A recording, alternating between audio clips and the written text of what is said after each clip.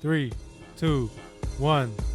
All right, today in the podcast, I got my man, Gavin Feng, entrepreneur, ladies man, King Buddha, straight from China. He gonna take all your jobs. He gonna take all your money too, and all your houses. All right, here. Oh, real good dude. Gavin Feng, what's up, man? What's up, bro? What's up? So, you're here today. I know you got a lot to talk about. You've been waiting this for a long time, right? Hell yeah, dude. Hell yeah. Because you always wanted to do a podcast, right? Yeah, well, the thing is, it's like... Fuck, the sake is way too strong. Is it? Let me have a try. By the way, we're drinking sake. I got it from Japan about 6 months ago. How was that? Dude, that's actually smooth as fuck. Dude, it looks like fucking water, bro. I know. Like, if I was drinking this, like, let's say if I was at a play. Yeah. And people think it's like, oh, can I have a sip of your water? I'd be like, nah, fuck that shit. Mm-hmm. Because that shit's clear. Where'd you get this shit from? I got it from Japan. I got it from How much was it? Akihabara, from a place, I think it was, Well, I like actually forget the price. I actually 80? do forget the price. 80? 100? No, it was way less than that. It was like $30. No shit. Yeah. Fuck, you can't buy this kind of sake here for $30, bro. Yeah, I know. It's like, there's some bougie shit. Yeah, and but I only bought it because I like the bottle. Yeah, It's like that's very matte legit. finish. I'm just gonna keep it. Mm-hmm. Okay, so you wanted to come on the podcast. Yep. Why is that? Bro, the thing is, it's like I feel like we're all just normal dudes, like we're just normal people, but like I had this conversation with you before. I feel like just because I'm a normal dude, I don't necessarily feel like I had the authority or the actually, yeah, just the authority to be able to talk to people and kind of let people understand, the story that I'm going through or you're going through, right? And I was just like, nah, fuck that. Let's just tell it. Yeah, and which I thought about in my mind for a little bit, and I was like, yeah, why the fuck not? Like everybody's got a story, everybody's got a book inside. I mean, everybody's been through shit, and just because we're not famous and we're not celebrities and we're not like people on YouTube already that's up and popping, it doesn't fucking matter. Exactly. You can still share your fucking stories, right? Exactly. Oh yeah. That's can I swear? Can I swear my ass off, by the way? Yeah, go ahead. Alright, I've already swore my ass off on the other podcast. Anyways, you know how yeah. I operate on fucking Yeah. Instagram. I don't really give a shit. Yeah. All right, cool. Like, I wanted to make this podcast for that story as well. I think a lot of my friends and myself, I think I got a lot of things to share, Mm-hmm. and I think how I'm trying to do it through videos and photos and Instagram, and now going back into YouTube, like I can share that better. Mm-hmm. And I just want to take my friends and everyone that want to get a voice out there to allow them, to give them a platform to do that properly. Mm-hmm. I agree. So this is why. No, big props, bro. podcast- Big exactly. props. So I want to start off with what you been doing, which is business. Oh, yo. Plastic business. Let's get deep Yo, okay. real quick. Mm-hmm. Who you want to call out? Who you want to call out? Well, here's the thing. Like, just to give people a bit of background or just to, Go ahead. like... I'm just going to organize. Just keep talking. No Oh, yeah, all good. So, for, like, the last 2 years, I've basically been, like, heavily involved in, like, my family's business, right? Yeah. And to be honest, like, this, a lot of the boys know this, I fucking hate it. Like, I hate it so much. Because you got forced into it. Yeah, A little bit, yeah. I You did. majorly. I basically did. My old man was like, "You want to go into Air Force? No, motherfucker. You want to do you want to do this? You want to do that? No, motherfucker. You staying with me and you're doing this fucking business. That's Right. literally what the fuck happened to Right. me." And like, so anyway, I've been doing this with my family for the last 2 years, and it's been very up and down. And unfortunately, we had to basically invest a lot of our own assets, a lot of our own money into new machinery and new processing lines and those sort of things into the business again. Oh, yo, by the way, Yeah. you're organizing 2 businesses at the moment, right? Well, Well, one's for yourself and then one's your dad's. well, yeah, technically the one from my dad has closed, so I was actually getting to that. Like, after investing all that money in, the business basically couldn't continue going on. We tried to make it work by investing a lot more in, but it was just kind of money going down the drain in a way, to the point where, like, the company that my dad started 10 years ago, actually, or 11, 12 years ago, we had to actually close it down. Right. This was like 3 weeks ago. 2 weeks, 3 weeks ago. So that one's closed. But I've been working with both the company I'm still in now Yeah. and my dad's one for about 2 years. Yeah. Oh, shit. Yeah, Okay, yeah. yeah. So his one closed down. My one is still existing, but we're not out of the waters yet. Do you want to explain what your product is? Yeah. So Because I this- think your product is dope. It's alright. I think it's like it's the basis to change how we build houses and how we use anything in terms of wood. So basically, before, my family's business revolved around the collection and the recycling of waste plastics. So we would take waste material and we process it into a way that becomes like an intermediate good. So that's step number one. Step number two of what we were trying to achieve. So step number one was turn plastic into a pellet that's considered as an intermediate good. That shit looks like a fucking rice grain. Yeah. Yep. Right? It literally does. Yeah. So we take that and then we put it into another machine that basically combines wood fiber and plastic and builds it into a product. So that product is called wood plastic composite. So this product, in theory, is actually 100% recyclable at the end of its life cycle. So if I give you a piece of board, right, I say, Marsden, go build a deck with this my product here. You build a deck, in 10, 15 years, it breaks down. On theory, I can take that material back from you, break it down, melt it, turn it back into the same thing. Damn, I actually didn't know that. Yeah, so that's that actually sounds cool. It is pretty cool. It is exciting. It's a very new thing in New Zealand. It's not new in the world. It got invented by the Americans like 30, 40 years ago. The Europeans took that technology, perfected it. Then the Chinese took that technology and basically mass marketed it. Right. As with most things these days, right? Yeah. Yeah. So it's been used across the board, even in Australia, for like a long, long time. It's just very new in New Zealand. So the way I like to describe it is, I'm not reinventing the wheel. I'm just bringing the wheel to New Zealand. Right. But I mean, like, New Zealand is so behind in so many things. Yeah. I mean, it's just to do with like geographical location and all that sort of stuff. And that's just one facet. So, you've been working in business for the last 2 years, yeah? Yeah. As well as being in university and graduated. Yeah. Woohoo. Nice work. Yeah, it doesn't mean shit. Whatever. Yeah, it doesn't. It doesn't mean shit. It just gets you in debt. Just look at me. I'm not even fucking using it. Dude, I studied economics. What the fuck am I doing with an economics degree? I did house science. I did construction for the 2 years. Yeah, but you're still coaching though. So yeah, but I mean, like, it's not house science. Like, it gives you an idea. Like, in the last podcast with Henry, we were talking about university. Is that important? Yeah, it gives you the theories and the understanding behind it. Yeah. The one thing that it definitely does give you is that critical thinking and to think for yourself. I agree. Versus when you're in school, it's like regurgitate or spit it out. Regurgitate, spit it out. Even at a like undergraduate level, you're still learning to, hey, think about yourself and then formulate an idea and then, talk about it. Pretty much. That's the one thing I give props to university. But is it worth like fucking 20,000, 30, 40, 50, $100,000? Yeah, I don't think so. So, nonetheless, it needs to catch up. So here's the thing. Like, I agree with everything you just said. I just want to add one more thing. Is that university, if you have the right mindset going into it, or just school in general, formal schooling in general, right? I feel like it can teach you a lot more soft skills as well. So soft skills things just like discipline, time management, scheduling, that type of shit. Social interaction as well, Like, that's probably like homeschooling versus formal schooling in a way as well. Absolutely. You have to, like, people don't realize this, like, knowing social cues, knowing how to talk to people in general, that's a fucking important skill to have. Talking to different types of people. Exactly, that too. Exactly. Because you can't talk, it's not like one size fits all. Yeah. You can't just talk to everyone in the same way. It just doesn't work. Yep. You have to like pick your moments, and you have to like almost tailor how you interact with someone. Like how I interact with you can be very different to how I interact with someone else. And like even in this situation, how I'm talking to you is probably what I wouldn't talk to someone as like a potential client. Yeah, I'll never. I would probably talk with this type of confidence, but I would not be.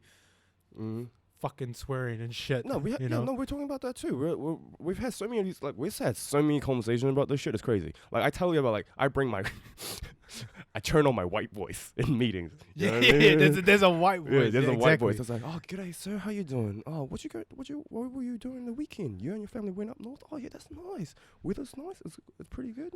Yeah. And it was just, hey, what's up, G? How you doing, my bro? Like, exactly. you gotta turn the white up a little bit. Exactly. Yeah. But do you think that university helped you in other aspects in terms of business? I'll say this. University broadened my mind a lot about, like, this. That helped me scratch the surface. You know what I mean? It helped me scratch the surface where, like things I didn't understand if I didn't things that I wouldn't understand if I didn't go to uni would be things such as like maximizing utility. So that's a theory in economics, right? So it's something that it's talking about maximizing every single resource that you have. Maximizing, for example, I'm using a pen. To maximize the utility of this fucking pen, I have to like be efficient with it. I have to be use it in a way that allows it to be extending its lifetime, etc., etc. So in the machine sense, it's about is this machine going to allow me to achieve maximum utility that can I use it for 10 years, 5 years, 20 years, whatever. Yeah. In that time, is it also going to be producing like X amount? Is X amount going to be enough to like generate enough product, generate enough revenue, those sort of things. So these type of theories, I wouldn't have necessarily understood it as quickly as I did if I didn't go to university. You know what I mean? Like these type of theories, I scratched the surface in uni, but then once I entered the workforce, I kind of was able to take the surface level theories that we learned and try and realistically apply it in a more broader or deeper sense. Oh, okay, yeah. I can see how that works. Yeah. You know what I mean? Is that almost like going further with your understanding? Yeah. The surface. Yeah. Right? Yeah, exactly.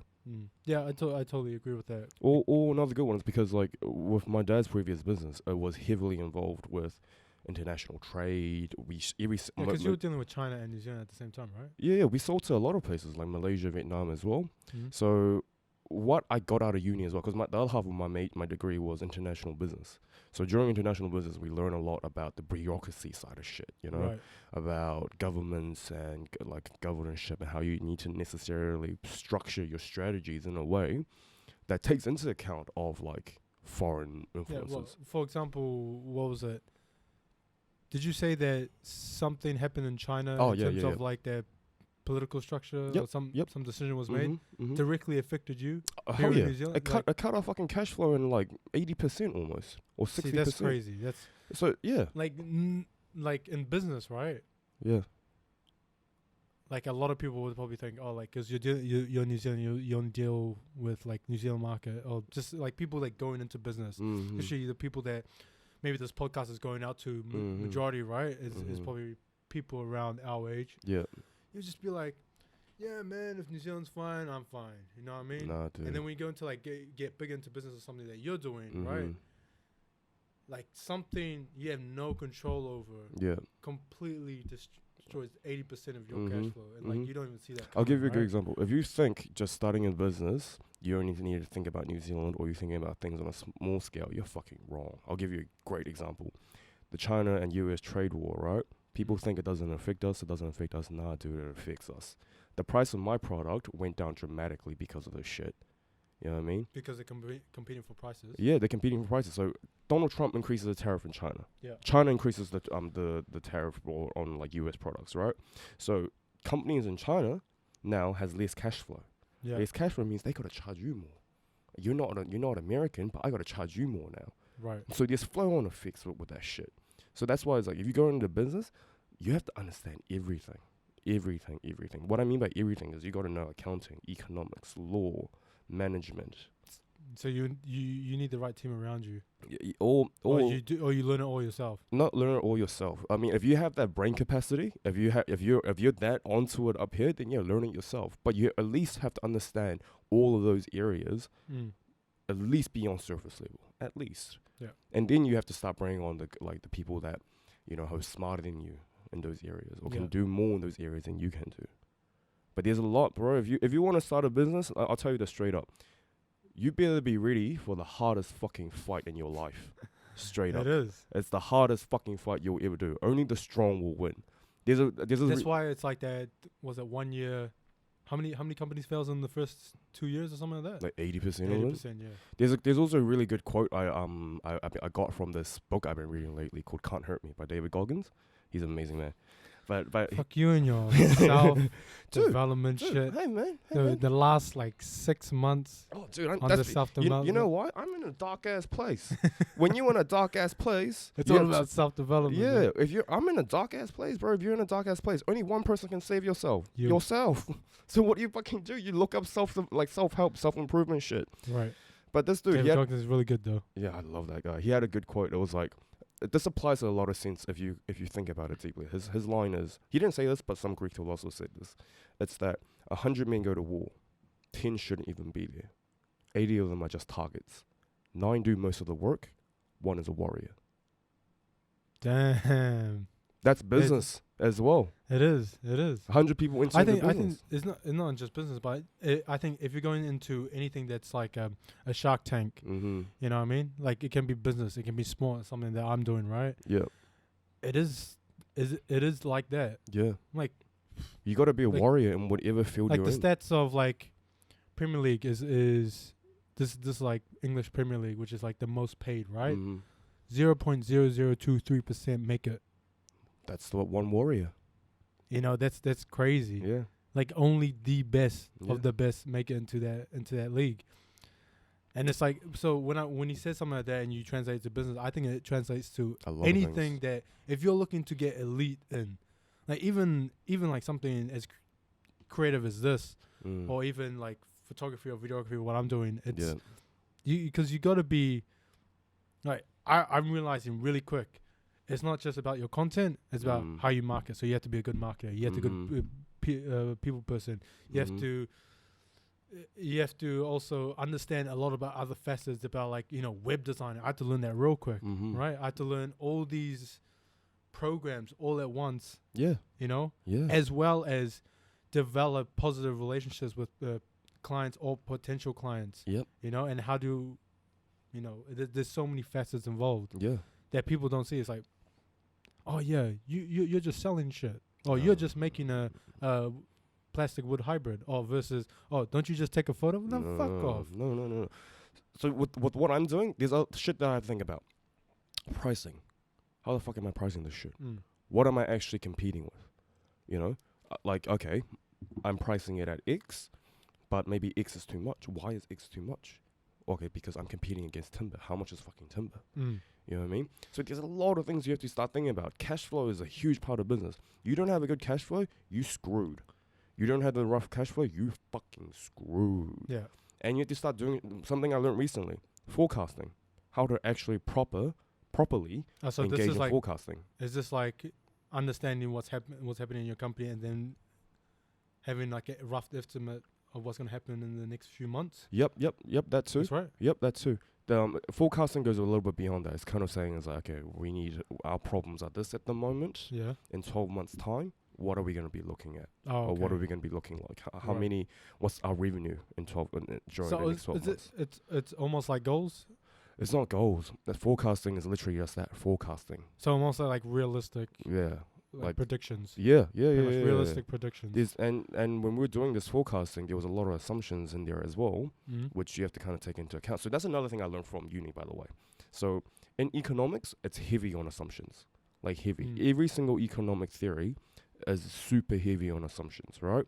So by understanding not just the theory itself, but understanding what assumptions mean, Yeah. it also translates a lot to skills that you can apply, or knowledge that you can apply in the real world, right? Yeah. So assumptions is basically holding one thing constant and letting all the other variables see how it will react when this one thing is held constant. So in our forecasting, the assumption was that we can sell every single unit or every single product that we produce. That was the assumption. Yeah. Which is yeah. I can see how that's an assumption. Yeah. So then you have to start, like, when you're doing these kind of things, it's like, okay, I'm holding this thing as an assumption. Mhm. What if, like, I don't actually sell? How the fuck is that going to react to all my other numbers, you know, all my other, like, cash flow, revenue, all this kind of stuff? Mm. So yeah, that's business. You have to think about that kind of shit. Yeah, but I want to get into the deep stuff. Like, what's up? Shit, you want to call out on? Yeah, I know when I How fucking ruthless, and these cunts are all over the place. Yeah. Trying to screw you the fuck over when you Yeah. haven't even started shit. Yeah, I can't get into it too heavy because it's like kind of throwing myself on the bus. But I'll scratch the surface on this. Scratch the surface. I'll scratch the surface. Let's go. The thing about New Zealand is that the market is so small. I feel like that Is it tall poppy syndrome? Or is that what no. you're doing? There's not enough room for healthy competition. You know what So I it's mean? like a monopoly. Oligopoly. Oligopoly is a couple of Three? no, not three. Oligopoly is a lot of small numbers of companies controlling the entire market. Monopoly is just one. That's why it's called mono, Yeah. right? Oligopoly is a lot of companies, and Yeah, Yeah, it's yeah, economic yeah. shit. But then like There's so like duopoly and there's duopolies yeah, too. too and shit. So oligopoly is just a couple of large companies controlling the entire market. And before I actually understood why that happens in New Zealand, I just got fucking angry about it. But now these days, okay, I understand the market's not big enough. Yeah. You know what I mean? 4.5 million people, necessarily like on a large scale of things, It's jack shit. it's jack shit. And healthy competition doesn't necessarily thrive in an environment like this. You need a larger market base. Especially what you're trying to do. Yeah, especially what we're trying to do. So, for example, US, how many million people? 300 million. Yeah, 300 mil. That's a lot of people for fucking healthy competition. Exactly. You know why China thrives? 1.4 1.4 billion. Yeah. It's the people.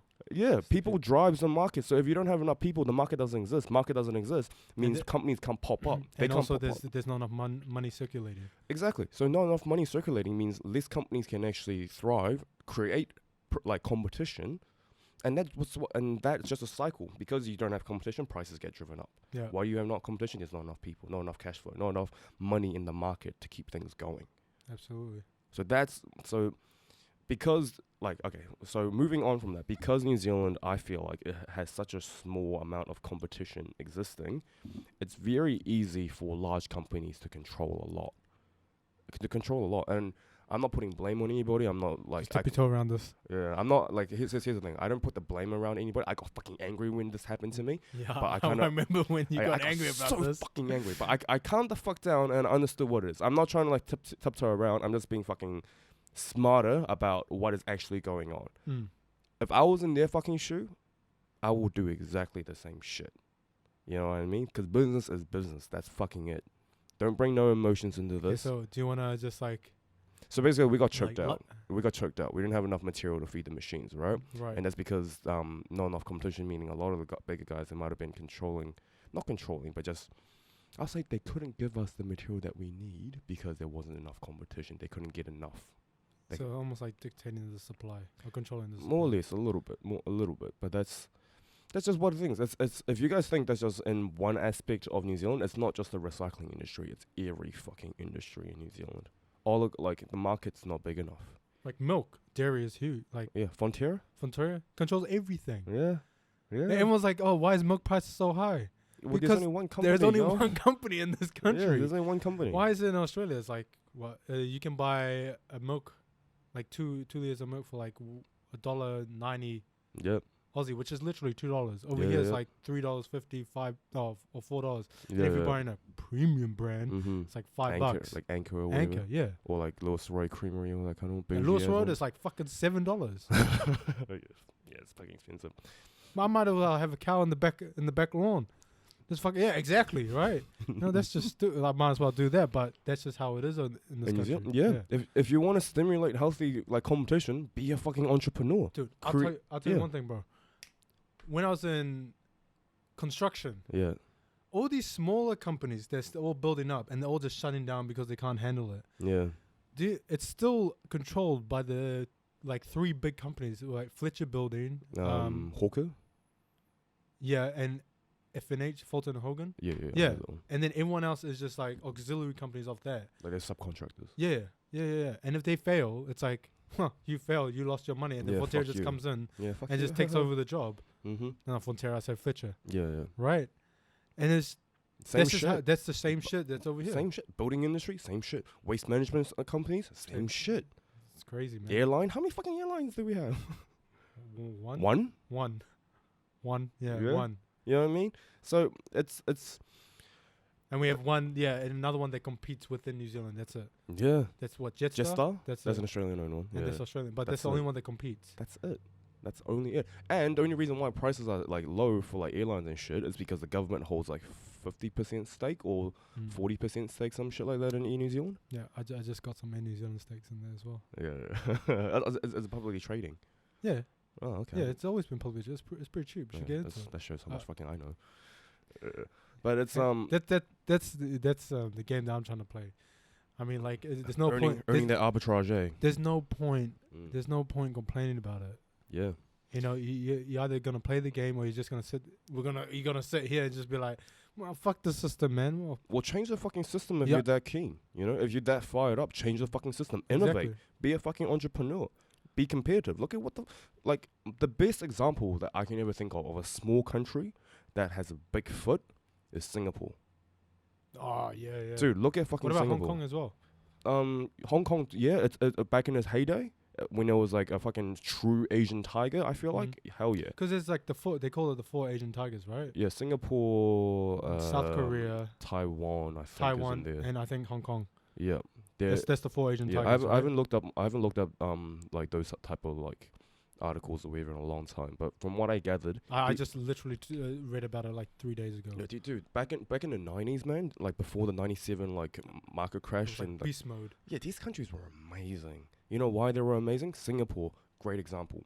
Every economic plan, right? So let's say for example, in 10 years time, I want to make a microchip. Sorry.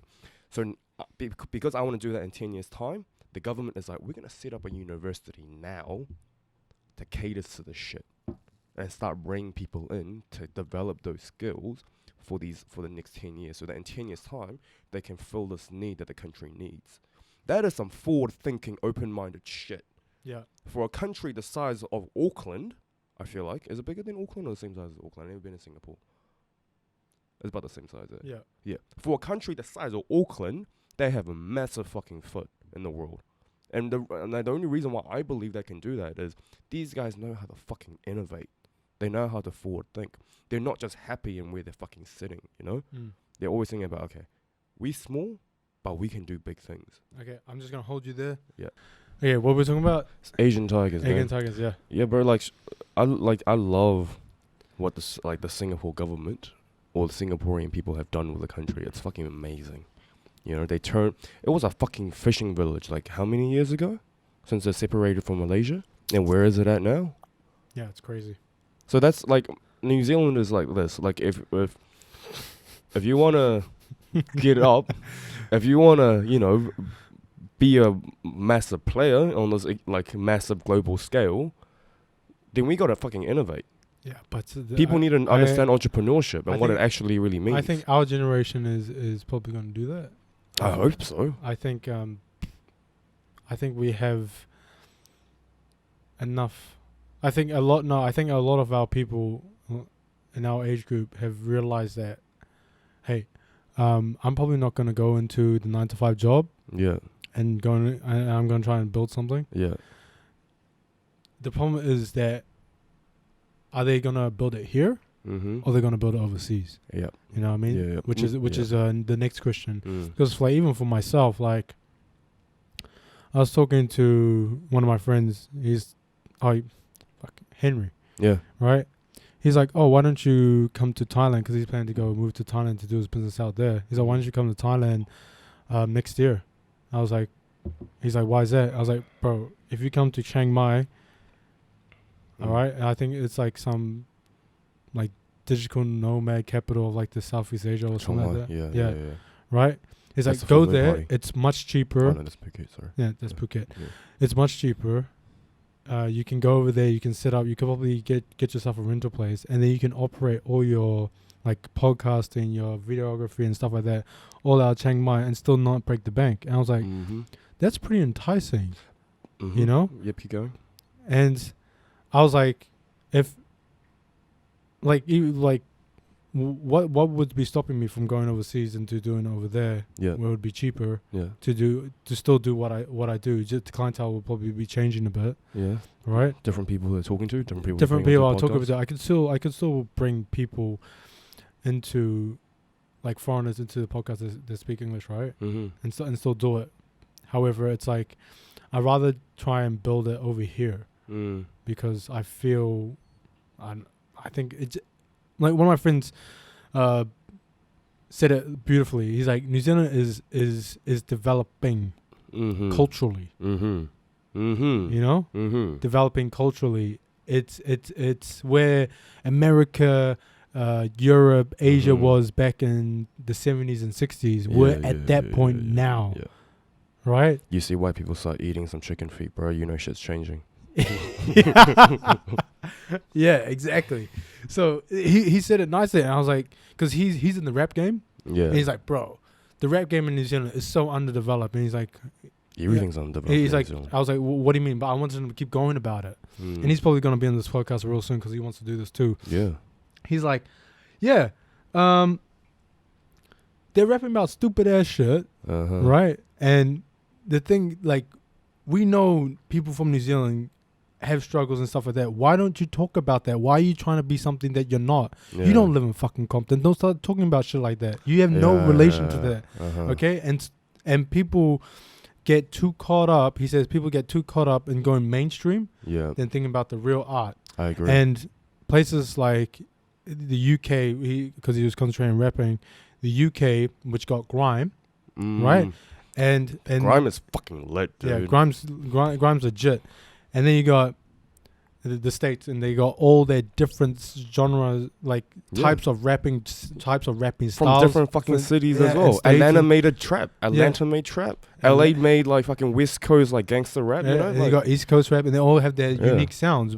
And then he's like, "Why are we trying to copy stuff that we have no relation to? Why don't we try and innovate and try something new?" Because we haven't found our own voice. Exactly, and that's exactly what he said. However, however, on the plus side, I heard the same thing about a comedian. Because the comedian's like, fuck New Zealand comics, they're shit. and I was like, why is that? It's underdeveloped. And it's like, okay, these are two people. I think over here, creatively, we're so underdeveloped. Yep. And like, I'm not calling out anybody. Okay? If you want, do it. No, I'm not calling out anybody. Yeah. I'm seeing a lot of people get onto this podcast game. They're not even supposed to fucking be there. Man, you ain't saying shit.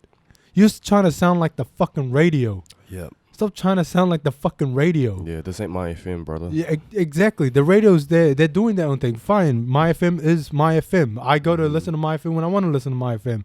I don't want to go online and listen to like all these podcasts that sound like the radio. Yeah. What? Because we're too scared about saying what's on our mind. Yeah. Where that's where real conversation happens in this podcast realm, right? Yeah. So like be brave enough to accept the fact that motherfuckers gonna call you out because of your opinions. I think that's what New Zealand, like when I talk to people creatively and yourself, it's not just you or those guys. There's multiple people. I'm talking about 20 at least 20 people I've talked to have said something on the lines that New Zealand is developing and hasn't developed, or is tippy-toeing and trying to feel things out to find where they stand in the world. And like so going on what you're saying though, like I feel like a lot of young people, especially around our generation, we're looking too much towards the outside world. You know what I mean? A bit too much in a sense, or not too much, but we're still looking very much towards outside world. How many people want to move to Melbourne? Oh, fucking like 98%. How many people are even that's including myself? Yeah, how many people are like going to the UK for an OE every year? You know what I mean? So many. So I feel like a lot of that is to do with the fact that people still don't. That New Zealand is just New Zealand. For them, it's just New Zealand is just New Zealand. But New Zealand, for me at least, or for a lot of people, like maybe even you, we're seeing a lot of the deeper side of what New Zealand is now. Like, there's a strong cultural base here. It's fucking strong. It just hasn't been tapped into. Yeah, it hasn't been tapped into. I went down to the South Island like last weekend, bro. It's fucking beautiful. Like, if I just like at 22, if I was like, man, fuck this, I'm gonna move to Melbourne. I never traveled down to the Queenstown. I never went down to the South Island. I would have probably never fucking knew how beautiful the South Island is. That's a fucking example. People like young people understand New Zealand's fucking beautiful, man. Give it a fucking chance. Be fucking patient. But that's natural beauty. I'm talking. What about culturally? Same shit. Be fucking patient, man. Don't just think Melbourne is great or like London is great or whatever. I've said this. I think I might have even said this to you. Melbourne's just Auckland on steroids. Australia is Auckland on steroids. It's just like it's probably two decades ahead of us, right? In terms of culture and development, right? But it's literally the same thing. Like, we're probably going to be there soon. Like 10 years, 20 years. Yeah, 10 years and 20 years' time. Yeah. But I think we're resting on that those laurels a little bit too much, and we're not really defining ourselves. It's similar to like I think like the Canada-America relationship is similar as well. Yeah. But I think Canada is gradually separating itself. Culturally. exactly politically and socially. You know, it's like a clear difference. Besides accent, they want to be. It's like it's completely different culturally. Yeah. You know what I mean? Yeah. So I don't know. People just I'm an immigrant, and just like everyone else, I've always thought about moving away. But I love this country, even though I get called a chink every now and again. I get some racist ass remarks. But what was that, 2 weeks ago? Yeah, 2 weeks ago, some multi truck driver called me out because I told him to stop parking his big ass truck in the middle of the road. Yeah, because he couldn't drive. Yeah, and then he called me a fucking chink. Told me to fuck off back to my own country. Before I went to that dude's truck, I knew that's exactly what the fuck he's probably gonna say. Okay. You know what I mean? I already knew. So when he said it, I was just like, "Yep, you just proved my point, my bro. All right, cool. Have a good day. Keep swearing your ass off. Keep saying racist shit towards me. It's fine. Yeah, it is what it is." But New Zealand's beautiful. We got a lot of stories. We got a lot of different stories that you can tell. People just need to give us some time. Give us some time. Let it wait it out. We get there. Nice. Yeah, man. Good shit. Like, good shit. Have you heard about? Oh, most people would have heard about Israel Adesanya. Yeah. UFC fighter, immigrant, born out in came to New Zealand when he was in high school age. What I didn't realize was that, in that example, New Zealand is really bloody good at kickboxing. Like we developed. I was just gonna start bringing that up to you because you got into kickboxing. And I think that's part of your personal development in the last 3 years, 3 to 2 years. Yeah. So with kickboxing, this is a story that I actually like to share, and I've spoken to my missus about this, so she's fine about me sharing the story. So 2.5 years ago, I just ended this relationship that I had, right? And it wasn't good, Long story short. Yeah, man, it wasn't good. I was right there. It wasn't good. Yeah, it wasn't good. Long story short, my ex-girlfriend did some things that she wasn't supposed to do. If you're smart enough, you probably know what the fuck that means. So I lost a lot of self-confidence, a lot of self-esteem. You know what I mean? If you're with someone and you trust someone that deeply and they just rip all the shit out of you that hard, it takes away a lot. Yeah. And so at that time, I didn't realize this until this year or recently, that I had a lot of anger inside me that I couldn't fucking let out. So when my boy Ben, he came. He's gonna be on the podcast real soon. Yeah, he was like, "Hey, bro, you wanna go over and do some Muay Thai? Up in Strikeforce in New Zealand?" I was like, "Yeah, bro, I'll be keen. Let's do this." We suck shit, but for about a year and a half, all my mind was just tuned towards that. I was just like, until recently. I'm getting back into it. I want to fight at the end of the year if I have the time. You're going to get knocked the fuck out again. Hey, that's all. I didn't get knocked out last time, all right? I didn't get knocked out. You got beat. I got beat, but I didn't get knocked out. But he got knocked out. No, I stumbled. The dude landed a good head kick on me. I stumbled. Yeah, keep going. So I wrote when I so you're not doing your diet, man. It's all about diet. Yeah, that's because I'm happy, man. And hot yoga. Well, I'm happy. I just eat what the fuck I want. But the best way to summarize what Muay Thai did for me was that I wrote in our coach's a Christmas card last year that I said to him, "Thank you, Aaron. I've never said this to you in person, but what you do and what this gym has done for me has made a huge impact." The time when I entered into the gym, my first step in, I was not in a good headspace. I had no self-esteem about myself anymore, no self-confidence. All that shit went out the window. But through Muay Thai, through the simple act of perfecting the art of being able to use your 8 limbs to defend yourself, it does a lot, psychologically and physically. Because at the same time, I was overweight back then. I was 97 kilograms, almost 100. Were you 97? Dude, I was 97. I was almost 100.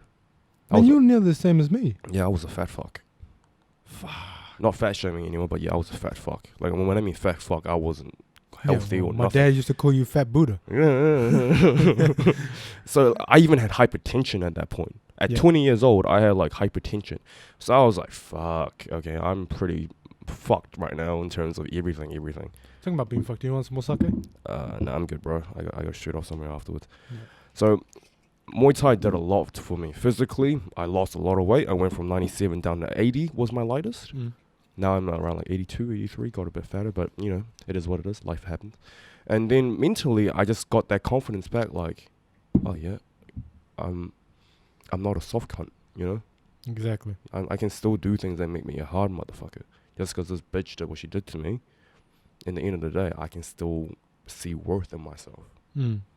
So that's Muay Thai. Because we had a lot of talks about it. Yeah. About like, you know, trying to find, you know, your self-worth in other things. Yeah. Remember that talk? Yep. I was like, you got to find self-worth in other things. Otherwise, you become too dependent. If you become too dependent on one thing and that one thing goes away, what are you now? Yeah. Yeah, what are you now? So, almost spreading your self-worth in multiple areas allows your self to be like to fall back onto them when one of them disappears or goes away. You know that because especially in a relationship, you can't control what's happening with them. You know, and that's a pure example. And then you're just like a drain. It's like, yeah. And then you're like, who is Gavin? Yeah. For like a long period of time until you start to rebuild that. Yeah, that's what it is. Muay Thai and a lot of other things as well, like doing business or a lot of self-help, like like kind of going deep. Going to Gary. Yeah, Gary, David, you know, and a lot. And I another like how part, you tell them as a first name basis. Like yeah, we boys. But it's like to be honest, 1,000 DMs to them. Yeah, none of them ever. You know, no, straight up. I'm gonna do this for you. Yeah. So it goes on the record. Because I know we're going to go to Gary Vaynerchuk's conference next month. He's going to ask questions. Yeah. I'm going to put my hand up. Yeah. And I'm going to give my question to you. I don't even know what the fuck I'm going to ask I know what I want to ask. I haven't thought about what I want to ask. Because when I saw him last year, one of these Iranian dudes, he's like this, hey man, I'm from Iran. I'm just here for like a few weeks and I heard that you were coming to New Zealand, so I booked a ticket straight away. I was like, yeah, this nigga's on holiday and he's over here. I was like, that's pretty dope. Yeah. He's like, yo, I will fly to the States right now if I can work for you. He's like, yeah, okay. See me after. I don't know if he actually got the job or actually went. If he did, yeah, that'd be dope. But I wanna ask him because I actually emailed him because he gave that guy the email address. He like shouted out and I was like writing it down. It's like the same one that you can see on his website. So I like wrote to him. I was like, so his like videographer, I think is D-Rock. Yeah. And I follow him on Instagram too. I know that dude. I saw a couple of his like garage sale like videos. And so stuff. he does his thing. I was like, oh yo, I will fly to the States for the next 6 months if I can just work with D-Rock, or your creative team for the next 6 months for free. And I'll fly to New York and do that. That's my question. If he says yes, you should fucking pack your bags and fly out the next day. Of course I'll do that. Yeah.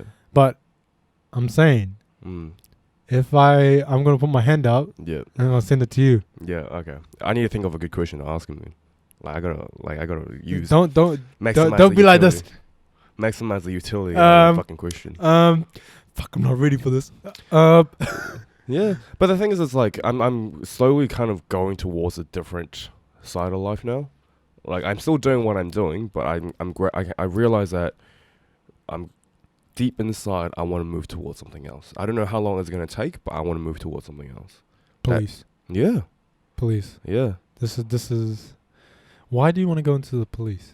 Bro, here's the thing. Everybody gives to the police a lot of shit, but there's two coins in every story. Because You and Ben are the only ones that want to go to the police, and I'm pretty interested in why you want to make that change, because you're in business. Yeah, he's in corporate. Yeah, and it was like, it seems like since university. Yeah, you guys wanted to go into the police. Oh, for me, it's been way before that. Yeah, well, I haven't known you before. Before uni, yeah.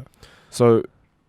Before, it was kind of just like a fantasy, like a what if type of thing. Because like at 19, 18, 20 years old, what the fuck do you know? Yeah. Even at 22, what the fuck do I know? I still don't know a lot of shit, but I'm starting to see a lot more shit. So what I realized after doing business for so long, like by the way, business grows you. Like it puts numbers especially on you. especially the situations that you were in. Yo, you hell were yeah. in tough situations, man. I'm I was still like, in fucking tough situations. I was like, to be honest. you were telling me. I was like, damn. I was like, I have no answer to give back to that. Nobody does. Yeah, I don't fucking have answers. Nobody has I answers. was like, I just gotta figure this shit out. Exactly, right. And just take one step, figure it out. So I realize this. I like not trying to sound cocky, not trying to be out myself. I've had money. You know what I mean? Yeah. Like I've had money. People who know me know I've had money. I know that. So in the end of the day, what I realize is like that's bullshit. For me, it's bullshit. I don't give a fuck about money. Yeah. Like I don't mean give a fuck about money as I can just travel up the mountain, just live a monk for the rest of my life. No, I'll like money is important to me, but only to a certain extent. You know what I mean? If I can have enough money to support myself, put a roof over me and my family's head, yeah, eat where I want, party a little bit. I don't need no Ferrari. I don't need no Hermes bag. I don't need no Louis Vuitton, no Rolexes, none of that shit. Because in the end of the day, why the fuck does that matter? But you were there. I was there. You were there. I was at that point too. It's like if you know me, I was I there. remember. Yeah, I wanted a bunch of useless shit. You know what I mean? That's all it was. I just wanted a bunch of useless shit. I don't know why I wanted this useless shit. Actually, I do know why. The reason why I wanted a bunch of this useless shit because I thought this useless shit will bring value to my life. It will bring value. But that's like the culture, in a sense. Like I mean, like in like social media culture, in advertising culture, it's like you know they've done it in such a way. It's like this is cool. You get your money, you know, and live life big. And in our cultures, it's like. Yeah, those things show it's like how successful you are. Exactly. So you know, like the Mercedes Benz. Like you have the Mercedes Benz, this guy is automatically successful. Yeah. Like. But what the fuck is success? Yeah, I was like, bro, is that a loan? Oh, you took a loan on the Mercedes? Mm-hmm. Oh shit, you in debt. Mm-hmm. Oh shit, you don't actually own the car. Mm-hmm. Mm-hmm. Exactly. You know what I mean? You have a house, bro. You don't own this house if you got a mortgage. The bank owns your fucking house until the mortgage is gone. Yeah, until the mortgage is gone.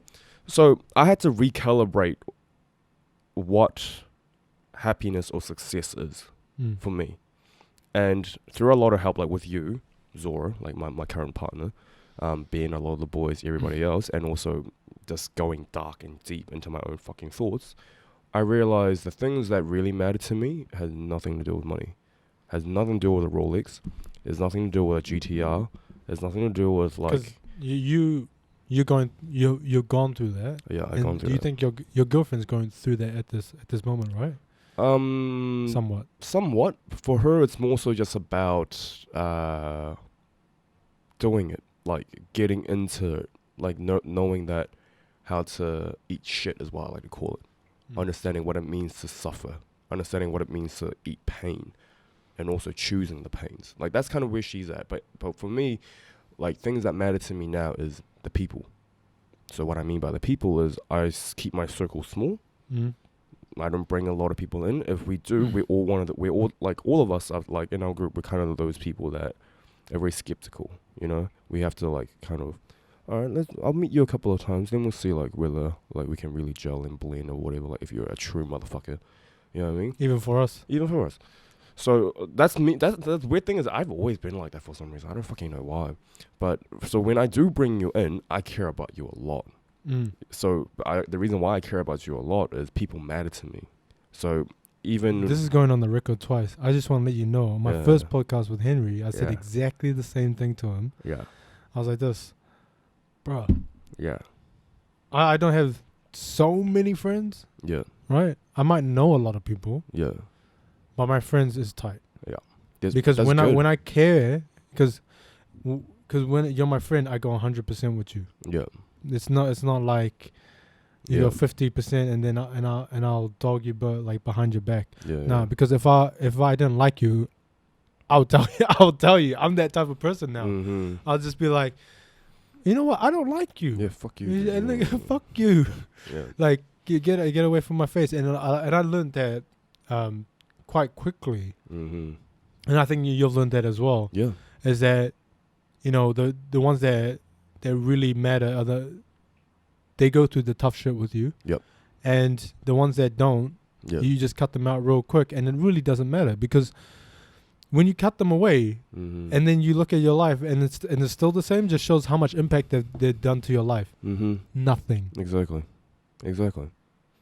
So, like, for me now, happiness is defined in what do I feel like? What's my why? You know what I mean? My why is I know that my why is not to do with money anymore. I just need enough to sustain myself, sustain my family, and that's it. That's it. My bigger why, my real true measure of success, like which I'm gradually getting more and more cemented into my mind, is the people I care about, my influence on them, or what I can do for them, or what I can do for other people. Right. So that's the reason why I want to join the police. Police get a lot of shit. They get a lot of backlash because, unfortunately, that's their job. You know what I mean? They're seen as the bottom level of society. But for me, I don't think at the bottom level of a society. lot of people kind of see them that. Do you see what the fuck's happening in Mangere at the moment, bro? Yeah, People are blasting the police hard. I know that people are blasting the police, but I think I don't think generally people think like police. I didn't think that as well, but the more I talk to people, like they ask, oh, if you didn't do business, Gavin, what would you do? I tell them, I will join the police. They're like, why the fuck do you want to do that? Like, they're the biggest gang in New Zealand. You know, this type of shit that they say. The thing about, like, we don't have, I mean, we somewhat do, but I mean, like, it could be worse. We're not like... Yeah. You ain't getting shot down in the streets. Yeah, exactly.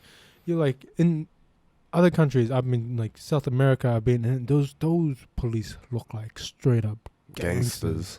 They hang out in groups with their fucking massive as automatic rifles. I don't know if they're like bullets or they're pellets, but they fucking look bullets. scary. Probably bullets. They look scary. Yeah. Right? And it almost like, there's a fear about it. The guy over here, man, I was in my car, right? Yeah. And I was taking photos of Auckland City out in North Shore. I was in my car, and then I went to go review my photos. I was in my car. The police was just checking out everyone in the car park. He comes like, hey, bro, you been drinking? And I was like, nope. Oh, yeah, sweet. Nice car, bro. Later. Yeah. And I'm like... A Kiwi cop, bro. He's like, oh, cheer, bro. And then gives you a ticket at the same time. Yeah, I know. But it's just like you didn't even breath check me. You haven't even checked the car or something like that. It's like... I give you the benefit. In this country, I don't think the police is like the worst. That's what I love that though. But I think like in the culture, and we're influenced by American culture a lot. I think the whole world is, because we see what they say. It's like, biggest gang in the world. But they're not the biggest gang here. Over here, it's a different story. And this is like what I want to try and bring out to the world and to the people is that stories in New Zealand do not translate. Is different as being a Western country. We do have our own problems and our own positives about it. And the police, I think, is a positive. Yeah, they can be slow sometimes. Yeah, but I feel like I don't feel scared of the police. You know what I mean? Like, I've been driving. You see my car. It looks like a boy racer's car. That's what the lay person says, right? I've never been pulled over. I've never been pulled over. I've never been pulled over because I'm brown. I've never been pulled over. I've like just standard. I've just never been pulled over. Yeah, this is gonna be a very unpopular opinion, but I don't give a fuck.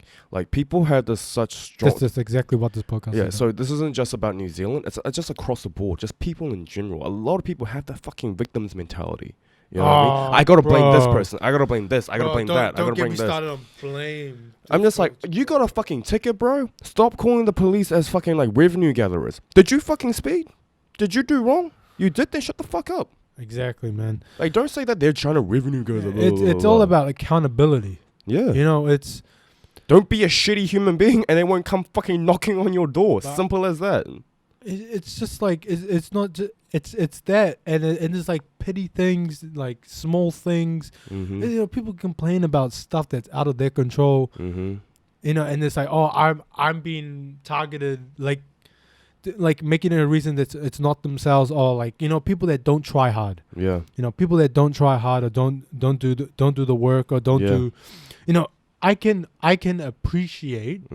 Okay, I can appreciate people that are in hard times. I can understand you complain. Some people have been dealt a shitty card. Yeah, exactly. If you're struggling, your family's in fucking ruins, and you have no money. Yeah, fuck. You have a right to complain about something if that gives you into a right headspace. Yeah. Okay. But I think most people, like in our bracket, Yeah. and for anyone that wants to know, this house, I've been living in this house for all my life, right? And this house has seen some shit. But at the same time, I've seen my family gone from really, really tough. When my mom was doing like 3 jobs like a day. That a right? boss lady right there. Huh? That a boss like boss lady right yeah, there. doing 3 jobs a day until to owning X amount of properties and having a successful business. Yeah, yo, try Marzin's mom's restaurant. That shit is fire, straight up. Like, I got the Lassi Lamak there, dude. Holy shit. It's good shit, God damn. No wonder you eat at home all the time. That's why I don't want to eat out with you, man. Yeah. But anyways, like, but it's not like my mom didn't complain along the way. And there's people that have been dealt shitty cards. You know, like I said, my family's broken down and shit like that. And, you know, money's tight, or you're like a single mother, or even a single dad. You know, someone's passed away, something like that. Yeah, hell yeah. I can appreciate you having a little bit of a cry, but that's all good. But don't give me the shit. That it's the government's fault. It's the police's fault. Yeah. It's working income's fault. Exactly. And if you want to change it, it's like, fucking change it. Yeah. Why we talk like execution? Yep. Is the thing. Yep. And here's another one. Taking accountability. I feel like what I learned is, like, when I had the discussion with you before, how my dad's business was failing, I was blaming these people, all this type of shit, right? In the end of the day, I realized that all that does is blaming other people is it just makes me more and more miserable. Because I'm giving control over to somebody else. Yeah. It's almost like a way, like you're almost being helpless. Yep. It's like, you're coming to a point where it's like, oh shit, there's so many things going wrong where I have no control of. That I'm supposed to fail. Yeah, you're supposed to fail. Yeah, but man, it's fuck fine. that shit. But it's fine. It's completely fine. I'm still here. I'm breathing. I'm living. You know. So it's like, but what perspective? Exactly. I'm sounding like Gary now. No, but that shit's important. Execution, arbitrage. Yeah. But it's like this. It's like take accountability. Be responsible for your own shit. The good, the bad, every fucking thing. Because the biggest conversation you can have is with your own fucking mind, right? So you start you taking responsibility with that. You understand what the fuck is going on. Like, yeah, I had shitty things happen to me. You know, a lot of shitty things. But I'm forcing myself to understand that. Shut the fuck up, Gavin. Like, just shut the fuck up. Stop blaming this. Stop blaming that. And the biggest enemy is majority. Is yourself. Yeah, it's yourself. Take responsibility for what the fuck has happened. Move the fuck on. So this has happened. Okay, what the fuck are you gonna do about it now? Suck it the fuck up. One of my mentors says, you know, people are always calling out the victim. Yeah. He says, I want you to think about the solutions. Yeah. He's like, think about your solutions. And so, because he does in the football context. So he's like, solutions. Try and figure them out. Don't think about, there's a problem here, problem here. Don't be looking for the problems. Yep, solutions. Think about your solutions, okay? How are you going to fix it? Okay, there's a problem happening. What are you going to do about it? You going to cry about it? It's like, especially with something like coaching and football, it's happening so quick. So you have to be finding solutions. Maybe in life it might happen at a much slower rate, but you still had to be finding solutions. Yeah. Right? So I got sick and tired of being trapped. I got sick and tired of feeling trapped, feeling sad, feeling depressed, all that type of shit, right? I got sick and tired of being that.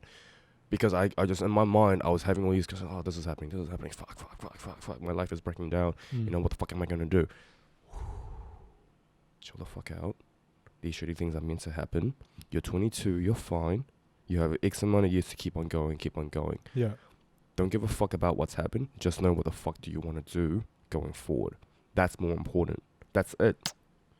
Speak it to the people, man. That's legit. That's legit. Like, you're meant to fucking suffer. As my man David Goggins put it out there, this ain't new. Everybody's been saying this. He just put it out in a better way. You're meant to fucking suffer. Life is shit.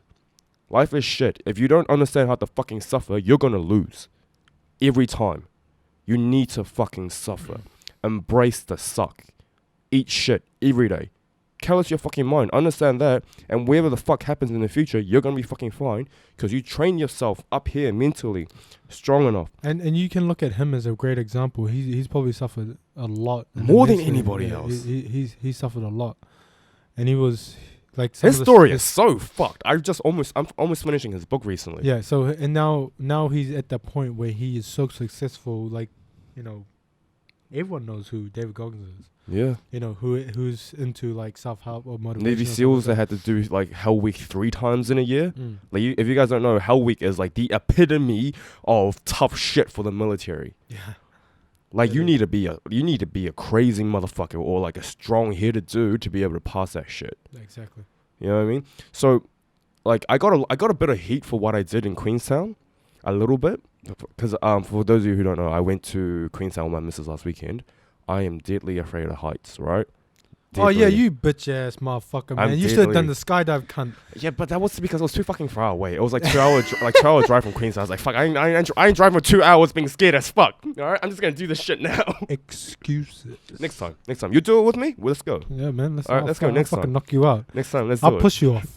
Yeah, let's do it. I'll tackle you off. Yeah, let's do it. You know, it'll be funny. Yeah. You'll be standing there and be like, Miles, I can't do it. And you just turn around and I'm just like, yeah, let's go. Oh, dude, I gotta show you the video of me bungee jumping after this. But here's the thing. Heights is my ultimate fear. Like, my ultimate fear. Like, even talking about it Why now. did you get so much shit from it? Not so much shit, but a little bit of, like... Slack. No, not slack. I'll explain what I mean. Okay. Like, it was, I'm so terrified of heights. It's crazy. Crazy. I climb up a 3-meter ladder, my arms and legs start shaking like mad crazy. I remember we went for photography a little bit. Yeah, so you know how fucking scared I am of heights. Like so high up on the rock, and I was just like dangling my legs off, and I was like, fuck that, fuck, bro, fuck this shit. So you know how scared I am of heights, right? But I'm in this, like, David has had such a big thing on me recently because I've been in, like, I am at my lowest. You know what I mean? I've been at my lowest. Yeah. I can probably get even lower, but you're on the up. I'm on the up. But it's like this. Yeah, it's like this. So I'm expecting to, like, I'm preparing. Like Bitcoin. Yeah, I'm preparing myself to go even lower, to be honest. But he's had such a big influence on me. He, like, the biggest thing, he's like, embrace the suck, do what the fuck you hate. Because on the other side of that is greatness. So what I mean is, I chose to do the bungee. Nobody talked me into it. Nobody said, Gavin, you should probably do the bungee, blah, blah, blah. Nah, I chose myself. Knowing that I will probably feel the biggest fear that I've ever felt my whole life, standing on that edge, but I still chose to put myself through that shit and doing it. You know why? Because probably nobody will understand it better than I do myself, because this is my own shit. That I knew that if I can jump and I do it, that's going to be a big one for me. For myself. Nobody else, just for myself. It's something that I can put in my head, so when shit gets really fucking dark again, I can go back to there and be like, Gavin, you knew you're deathly afraid of heights. You knew how fucking scared you were. You knew how, like, you were just trembling all over, and you were literally shaking with fear right before you jumped. But you still fucking did it. And in reality, in the video I show, he said 3, 2, 1. I didn't fucking think. I didn't fucking say shit. I ran, and I jumped. You ran? I ran and I jumped without a second of hesitation. This isn't me trying to show off. This is just like me kind of explaining where my headspace is at now. You know what I mean? That I don't give a fuck about nothing anymore up here. That if I want to get strong. I want to get tough. I want to be as hard as I fucking can for myself. Yeah. That's it. So that when shit goes wrong, when shit gets shitty again, I can tough it out, get through it, just treat it like it's nothing else. Yeah. That's it. That's good. I think that's a good time to end it there, man. Yeah. That's good. Nice having a talk with you. Probably get you back on. Yeah. Watch the space for the YouTube. This guy's going to be on it. Yeah, bro. Sweet. So check him out. You wanna plug your business as well? Because I think it's a legit business. Oh yeah, I don't know. When this podcast comes out, I might have ended it already. But fucking just put it out. Yeah. All right. So I'm running a company with my family. I do a lot of the work. It's called New Zealand Plastic Products. We make a lot of wood plastic composite materials, all recycled and sourced from New Zealand locally. Yeah. So hit that company up, help him out. He's doing a real good thing. And dude, man, now this was good. I like this. But we'll get you back on. Catch you up. Yeah. Sweet. Boom. Thank you.